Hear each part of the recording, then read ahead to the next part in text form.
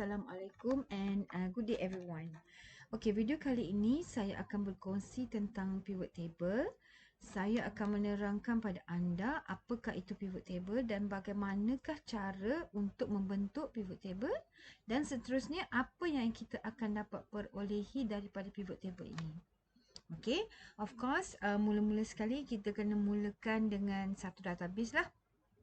Dan seperti mana semua orang maklum, yang database ini perlulah menjadi satu database yang flat. Okey, saya ada tuliskan dekat sini. Mari kita tengok Okey. Okey, dekat sini database tu mestilah flat database kerana maksudnya satu sel kepada satu data. Okay, di mana kita tak nak yang ada kosmetik terlebih lah. Contohnya macam kita tak nak ada yang merge dan juga tak nak yang ada blank rows ataupun column. So flat database basically, okay, kita nak yang satu sel satu data. Okay, yang dua ni kita boleh abaikan. Alright. Ini bukan apa kerana untuk memudahkan kita, sebab bila kita nak create satu database, dia perlu jadikan satu Excel database. Satu Excel table. So untuk menjadikan satu Excel table, dia perlulah data itu perlulah bersih, dan juga dia perlu tidak ada merge and blank column, sebab nanti dia akan buat satu column baru ataupun dia akan menjadi macam unknown column macam tu. Okay, alright. Dan tadi yang saya sebut, data mestilah satu data yang bersih.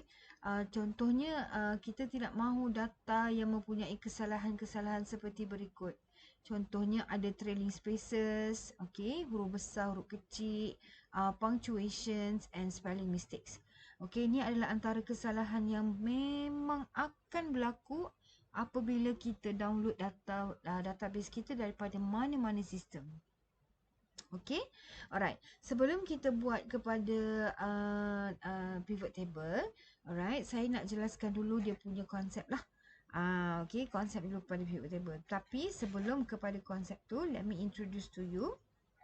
Okay, apakah step-step yang perlu kita tahu sebelum kita buat pivot table?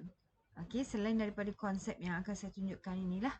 Okay, so step pertama, okay, yang ini, kita perlulah mempunyai objektif. Ataupun kita bila dapat data tu, kita tahu apa yang kita nak analyze. Okay, that means you kena plan. Okay, daripada database ni, saya nak plan. Okay, apa yang kita nak, apa yang kita tak mahu. Okay, daripada sini, apa yang kita nak kena lihat. Okay, saya dah pun letakkan apa yang kita nak plan tu di atas ni. Okay, kalau you boleh tengok ada dekat atas ni lah, yang ini. Okay, this is supposed to be our plan lah. Okay, kenapa you tengok sini banyaknya department? Okay, kerana database ini juga, okay, database ini banyaknya bergantung kepada department punya data. Okay, so daripada sini kita boleh tahulah, okay, department ni berapakah orang ni punya salary and what not. Okay, tapi kita boleh tengok jugalah daripada segi lain. Cuma kita kena tengok kesesuaian menggunakan field name tersebut dalam pivot table. Alright, setelah kita plan, okay, you kena plan at least 5 ke ataupun 6, even more. Okay, up to you lah. Okay, kemudian selepas step pertama, apabila kita sudah tahu apakah kita punya objektif dan juga kita dah ada plan, okay, step kedua adalah untuk menjadikan dia sebagai Excel tables ataupun if you can remember, ada saya sebut mengenai iTable. Okay, ianya perlu kerana memudahkan, very much, okay, memudahkan kita untuk meneruskan kita punya agenda untuk pivot table lah. Alright, dan seterusnya apabila kita dah siap dengan Excel table, jangan lupa untuk beri nama. Okay, kita akan buat step ketiga iaitu pivot table lah. Okay, ada dua cara untuk kita buat pivot table ni, nanti saya akan terangkan. Alright, sebelum kita pergi kepada cara untuk buat pivot table ni, biar saya terang dulu apakah dia konsep sebenar dalam pivot table ni. Okay, seperti mana yang nampak dekat sini, ini adalah satu klasik konsep mengenai pivot table, yang mana kita ada, dianya terbagi kepada 4. Okey, ada filter button dekat sini, filter column, okey, ataupun tempat untuk filter. Okey, kemudian ada tempat untuk column, untuk row dan values. Okey, dan anda mesti tanya apa yang kita masukkan dalam sini sebenarnya. Okey, apa yang kita masukkan adalah field names. Iaitu field names ni adalah dia punya header. Okey, header untuk database yang mana kita extract yang kita download tadi itulah. Okey, field name tersebut akan memenuhi keempat-empat ruang yang ada ni. Okey, dan yang paling special adalah values, di mana apabila kita create kita masukkan field name, bukan saja kita boleh masukkan field name yang berbentuk values oleh kerana nama dia values, tapi kita boleh masukkan juga yang berbentuk text.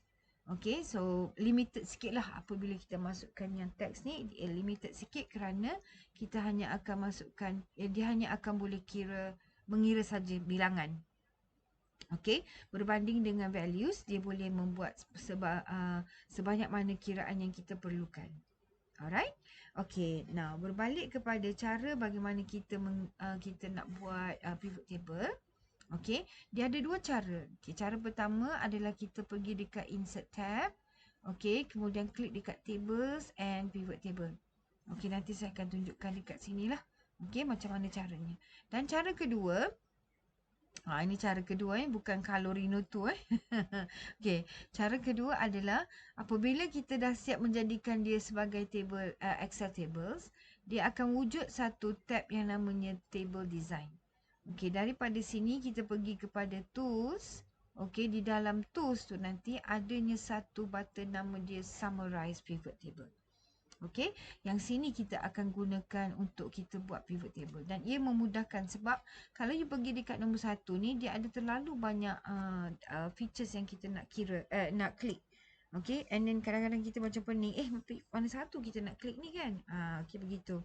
Whereas senang je sebab dia memang ada pivot table dekat situ kan. Cuma dia ada banyak pilihan. Yang ada banyak pilihan tu adalah dekat sini. Dalam pivot table itself tu ada banyak pilihan. Tapi dekat table design tab ni, dia cuma ada ini satu saja. So it's practically easy. Okay, so are we ready? Okay, bila kita dah ready Okay, so ready. Sekarang ni kita nak jadikan ini sebagai satu Excel table dulu. Okay. Oh ya, lupa pula. Sebelum kita jadikan Excel table. Okay, let me terangkan pada anda. Apakah yang kita nak analyze. Okay, semuanya berdasarkan kepada department. Yang pertama kita akan analyze salary dia mengikut hire date dan juga nama lah. Okay, kalau kita rasa macam nama tu terlalu banyak, dan kita boleh abaikan nama tersebut dan kita cuma ambil hire date saja. Nanti kita akan buat dan kita akan betulkan semasa kita buat supaya nanti senang kita akan nampak. Alright. Yang kedua, kita akan buat by department as well. Okay, dan kali ni kita akan kira total amount of salary, bonus and OT. Bagaimana kita buat total amount ni? Alright. Yang ketiga, kita akan buat mengikut department, kita akan mencari performance score berdasarkan kepada berapa ramai orang yang mendapat performance score 1 hingga 5. Okay, di sini performance score 1 hingga 5. Alright, gunakan nama ya. And lastly, kita akan tengok sama juga berdasarkan kepada nama berapa orang yang ada sick days. Yang mengambil sick days-nya. Okay, so ni adalah 4 jenis yang kita nak analyze. So after kita dah buat analyzation dekat dalam pivot table ni, seterusnya step seterusnya adalah kita nak hasilkan pivot table. Kita nak hasilkan pivot chart. Okay, daripada pivot chart ni lah datangnya kita punya dashboard. Okay, datangnya kita punya dashboard. Alright, apabila kita ada dashboard ni, apa yang boleh membuatkan dia menjadi interaktif adalah kita nak jadikan dia interaktif adalah dengan penggunaan slices. Di mana slices ni pula kita kena buat connection antara semua slices tu dengan pivot table, connection with pivot table barulah boleh dia bergerak berinteraktif dengan apa yang kita ada. Alright. Okay, jom kita mulakan proses pertama, iaitu untuk membuat Excel table. So sebagaimana yang kita tahu, untuk buat Excel table kita hanya perlu klik pada A sini. Okay, Shift Control arrow ke kanan. dan shift control arrow ke bawah untuk highlight keseluruhan data ni. Okey, kemudian kita tekan control T. Okey, apabila kita tekan control T, kita akan dapat lihat yang ini. Okey, kita akan dapat lihat dia punya creating table. So please make sure letakkan my table has headers and then baru kita klik OK. Alright. So apabila kita klik OK saja, automatically kita akan dapat satu table yang berwarna dan dekat atas sini adanya table design. Okey, warna ni kosmetik saja. So kalau kata kita nak tukar warna dia, boleh, tak ada masalah. Bila-bila masa saja boleh tukar. Rasa macam tak syok warna ni, saya nak tukar warna lain, tukarlah. That's not a problem. Okay. Dan kita dah pun go through about Excel tables ni kan. Alright. Selepas kita jadikan dia Excel tables, please do give a name. Okay, kat sini saya akan bagi nama HR table. Since kita punya table ni adalah berkaitan dengan human resources. Okay. Dan please make sure nama yang diberikan adalah satu nama sahaja. Okay. Alright, saya akan press enter and this table is ready to create pivot table. Okay, so saya nak create, bagaimana kita nak create pivot table, saya akan tunjukkan caranya ya. Okay, so cara pertama apabila kita nak buat pivot table, ada dua cara kan tadi saya dah sebut. Pertama adalah pergi dekat insert tab. Okay, dekat insert tab ni, under tables, okay, anda akan nampak pivot table dan recommended pivot tables. Okay, recommended pivot tables ni adalah sekiranya kita macam first time user dan tak pernah guna pivot table sebelum ni. Okay, so apa yang perlu buat adalah kita perlu klik dekat recommended pivot tables dan tengok daripada sini apa yang kita boleh buat. Contoh-contoh lah. Okay, contoh-contoh. Nampak dia akan buat one by one. Mula-mula sum of salary, kemudian sum of bonus. Ni sum of bonus, and then sum of overtime and sum of salary. Okay, and then count of full name. Okay, count of full name untuk setiap salary ni. Kan, ada lagi di bawah ni. Okay, sekejap. Oh, itu dia. Ni sum of salary and department. Okay, nampak dia count salary tu by department. Okay, ini sum of salary by sick days and performance. Dia kira gaji mengikut sick days and performance. Okay, and this one is performance score by department. Begitulah. Okay, so these are the things. So maybe you boleh jot down benda ni. Kalau katalah macam kita nak buat sum of performance score by department. Okay, kita ada juga. Tapi bukan sum bukan sum of performance score. Kita ada by name. Maybe kita boleh buat nanti insyaAllah. Okay. Alright. So ini ni. Yang satu lagi. Kalau kita gunakan recommended pivot tables. Apa dia akan buat adalah setiap kali kita guna recommended pivot table tersebut akan dibuat di atas worksheet yang baru. Which is later on bila kita nak gunakan slices and nak buat connection untuk pivot chart nanti. Dia akan jadi tak boleh nak buat connection lah because dia berada pada worksheet yang berlainan. Okay. So it's better for us to put everything in one worksheet lah. Best practice-nya semua pivot table yang kita buat tu kita masukkan di atas satu worksheet yang sama. Lebih senang. Okay. Alright. Okay, so saya akan cancel yang ni dan kita akan pergi dekat insert pivot table dekat sini. So you boleh just klik dekat pivot table ni ataupun boleh pilih. Ni yang saya kata ada banyak options tu. Okay, yang perlu kita klik adalah yang pertama saja. Okay, kalau you tak nak pening-pening kepala, well, okay, tak nak pening kepala, kita boleh pergi dekat table design. Okay, under tools, okay, kemudian ada summarize with pivot table. Ini satu klik saja, memang automatically dia akan keluar yang ini. Okay, so yang ini apa yang dia akan tunjukkan adalah dia akan tanya select a table orange. Kita akan bagi nama HR table lah. Bukan kita akan bagi nama, sorry. Nama yang table kita dah bagi tadi tu akan appear dekat sini because itu adalah di dalam kita punya dalam kita punya kawasan yang kita highlight tadi. Okay, so untuk pertama kali dia akan tanya choose where you want your pivot table to be placed. Kita letakkan dekat new worksheet. Okay, that's the first one. Bila kita buat the second one, then kita pakai existing worksheet ya. Nanti saya akan tolong tunjukkan. Okay, yang bawah ni pula, okay, choose whether you want to analyze multiple tables. Ini tak perlu usik apa-apa ya, kerana ini adalah untuk power pivot. Alright, yang kita tak guna hari ni lah.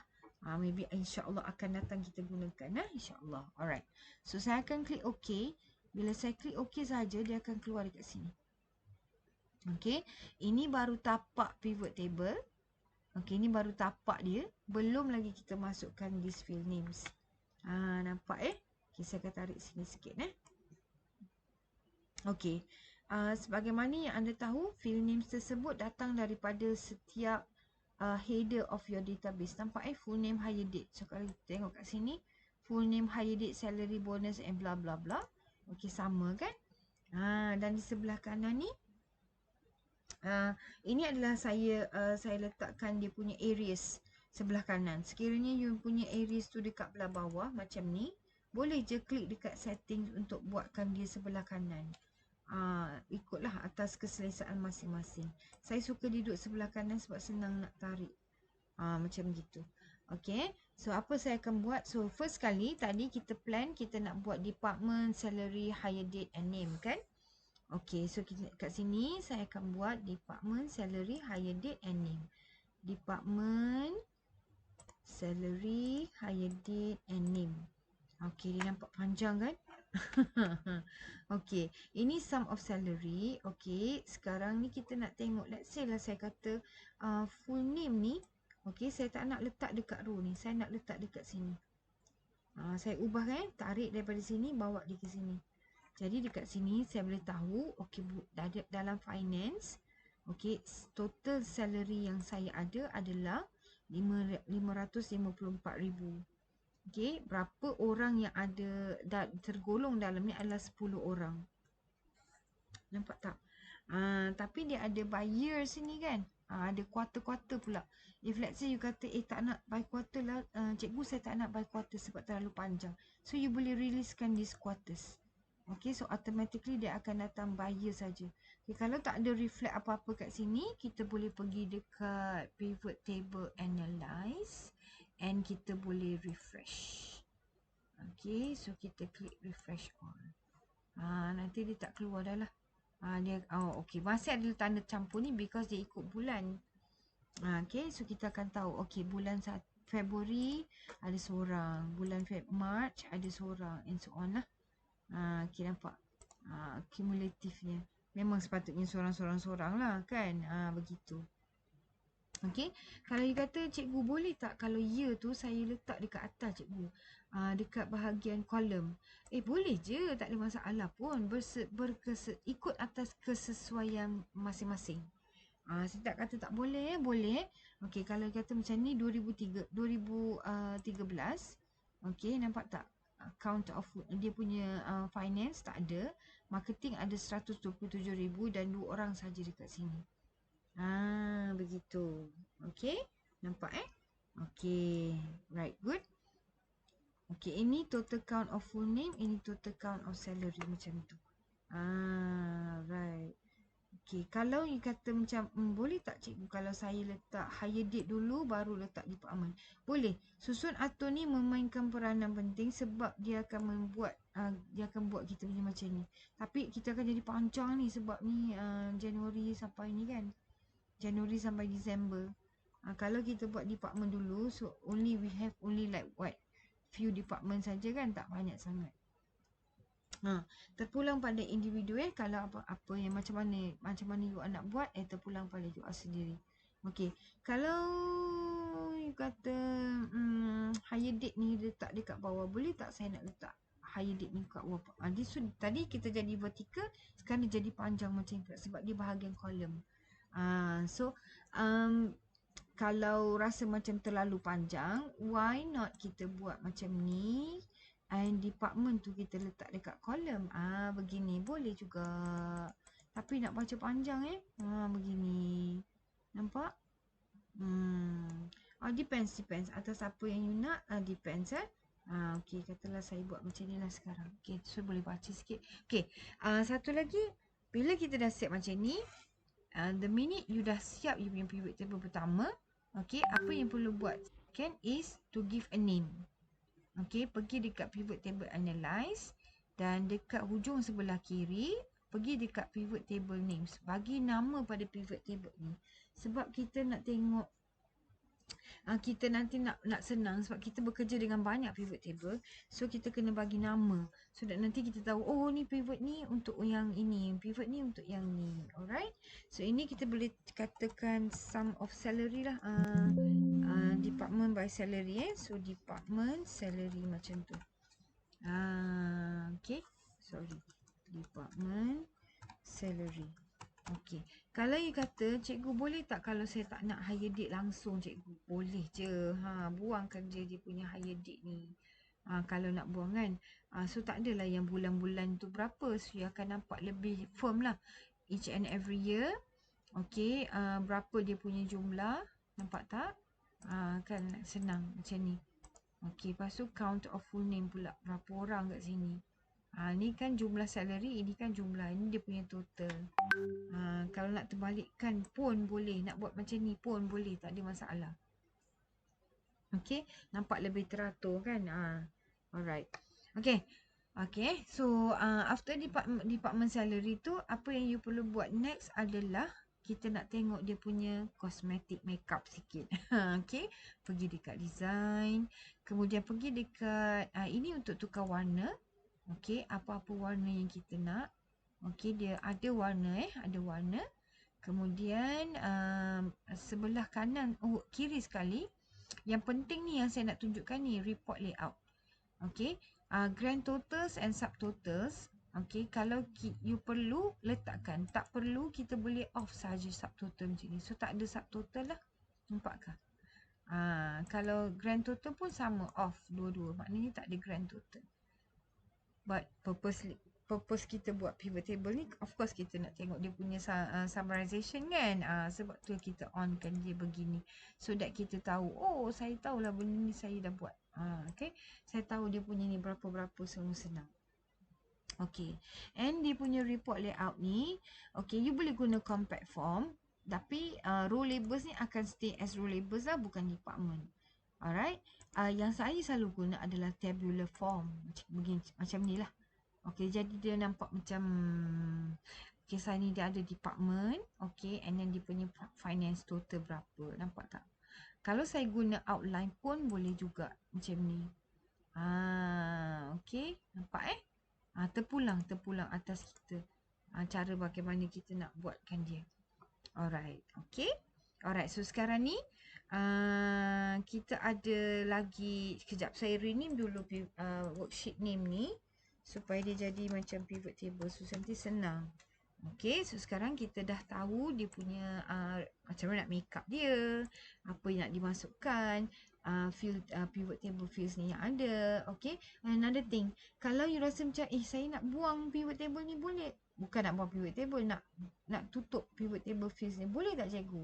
Boleh je, boleh tutup macam ni. Okay, tak ada masalah. Walaupun you klik dia tak akan keluar sebab rasa macam menyemak kan. Okay, tapi jangan lupa dia boleh keluarkan balik dekat pivot table analyze, dekat sini field list boleh keluarkan. Okay, boleh Alright, so now kita nak buat yang kedua. Yang kedua kita kena kembali kepada kat sini. Kembali kepada database. Sebab kalau kita tak kembali kepada database, dia tak akan dapat tahu kat mana kita nak buat. Kan nanti dia asyik tanya, awak kat mana kan susah pula kan. Alright, so kita klik dekat dalam ni, kemudian pergi dekat table design sekali lagi and summarize with pivot table. This time around, okay, dia dah highlight HR table kan. Kita tak nak buat dekat new worksheet kita akan guna existing worksheet. Okay, dekat location ni klik dekat arrow sebelah kanan, kemudian klik dekat pivot table.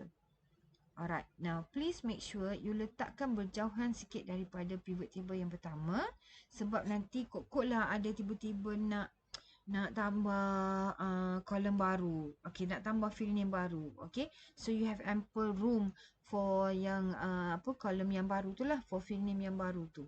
Okay, kita tak nak dia overlap bila dia overlap nanti data tak boleh keluar. Okay, katalah saya letak dekat sini untuk nombor 2. Okay, and then kita boleh klik OK sahaja. Dah ada dah. Nampak? Okay, so ini untuk yang kedua ni kita plan untuk buat salary, bonus and OT Okay, so apa kita buat dekat sini? Department again, salary, bonus and overtime. Itu sahaja. Nampak tak? Masya Allah. Cikgu, saya nak bubur RM boleh ke cikgu? Boleh. Pergi saja dekat home. And then dekat dekat number ni cari RM gitu. Boleh. Alright. Okay. Okay. So saya nak you teruskan kepada nombor 3 dan nombor 4 ni. Saya pun akan buat juga sementara tu. Okay, once kita dah habis nanti kita akan sambung dengan part 2. Okay, this is part 1 Okay, so kita buat yang nombor 3 dulu. Okay, sekejap. Sebelum tu boleh bagi nama dulu. Okay, bagi nama dulu. This one is total lah, total amount. Okay, enter. And then change dia punya design and report layout. Saya suka tukar. Suka. Okay, nanti saya tunjukkan macam mana kita nak buat calculation. Okay, alright. The third one will be name, performance score and department. Okay, table design, summarize, existing worksheet. Okay, put somewhere down below here. Okay, and okay. So, kita nak department. Tak ingat dah name and performance score. Name and performance score. Okay, ini total performance score okay. Yang name ni kita nak letak dekat values. Okay, supaya dia boleh kira berapa orang. Okay, now sum of performance score kita dah tahu berapa kat sini kan. Okay, finance. Sum of performance score dia ada 31. Okay, berapa orang? Ada 10. So, kalau saya kata saya nak tengok segregation 31 tu antara 1 hingga 5, macam mana saya nak buat? Okay, what you can do is that this performance score ni you letakkan dekat department. Dekat rows, department pula. Letakkan dekat dekat rows ataupun you nak letak dekat column pun boleh. Dia jadi panjang macam ni. Okay, up to you, whichever that suits you most. Okay, saya nak buat panjang macam ni lah, so senang. Okay, satu nampak ada kat sini, satu finance, satu ada 2 orang. Ada dua lah. Okay, ni ada 4. Okay, 2 ada 2 orang yang dapat 2. So 2 plus 2, 4. Nampak? Okay, 1, 3. Okay, 3 orang ada dapat 4 performance score di dalam finance. 4 times 3 is 12. Okay, dan dalam untuk 5, okay, untuk performance score 5 ada 2 orang, so 10. So altogether performance score dia adalah 31. Okay, dan dalam finance ada 10 orang, macam tu. Okay, yeah. Okay, now let's change dia punya ni kepada tabular form ataupun outline form, mana-mana satu yang suka. Alright, dia jadi macam ni. Panjang kan? Okay, jangan lupa bagi nama, okay? Ini adalah performance score. Performance score. Enter. And last but not least is your sick days. Okay, so again, pergi balik dekat sini. Existing worksheet. Okay, and then pivot table. Carilah tempat kosong di mana-mana yang free. Okay, katalah saya ambil kat sini. Okay, and okay. So what we have, department, sick days and name. Again, nama tu kita masukkan di bawah sini. Okay, sebab dia boleh kira. Okay, ini sum of sick days.